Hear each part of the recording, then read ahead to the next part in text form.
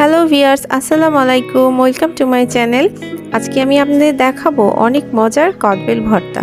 কিভাবে করলাম পুরো প্রসেসটি আপনাদেরকে আমি দেখাবো।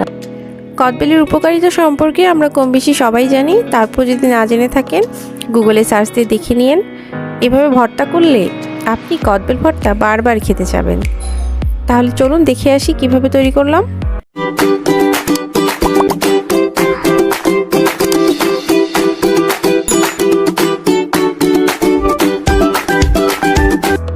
এখানে আমি একটি গাছ পাকা কদবেল নিয়েছি, যে কোনো পাকা কদবেল হলেই হবে। তারপর আমি কিছু ধনিয়া পাতা নিয়েছি, দেখুন ধনিয়া পাতাগুলো কুচি করে নিয়েছি। এখন এগুলোকে ঢেলে নিব। আপনারা আপনাদের স্বাদ মতো দিবেন।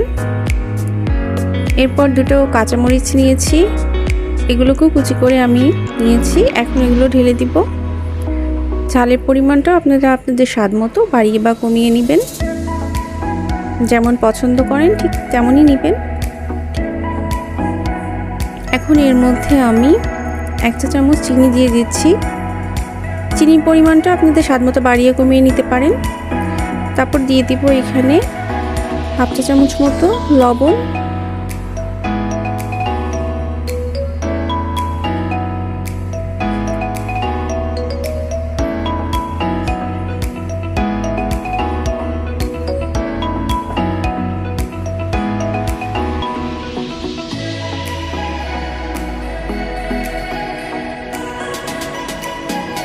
তারপর এর মধ্যে 1/2 চা চামচ মতো বিট লবণ দিয়েছি।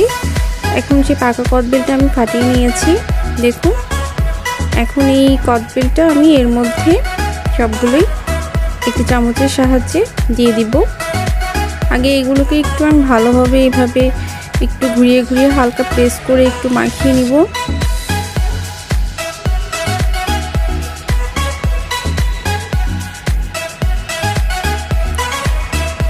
তারপর কদবেলগুলো সবগুলো আমি এর মধ্যে দিয়ে দিব।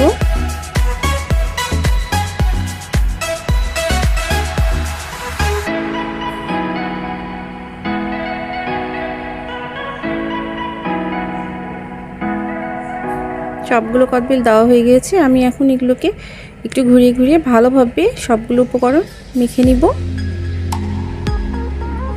এভাবে ভালোভাবে মিশিয়ে নিলেই তৈরি হয়ে যাবে আমার সেই মজার কদবেলের ভর্তা। বাইরে যে মামারা কদবেলের ভর্তাটা বিক্রি করে, ওরা এইভাবেই তৈরি করে এবং এটা খেতে অনেক মজা হয়। আপনারা একবার ট্রাই করে দেখুন। দেখুন আমার কদবেলের ভর্তা রেডি।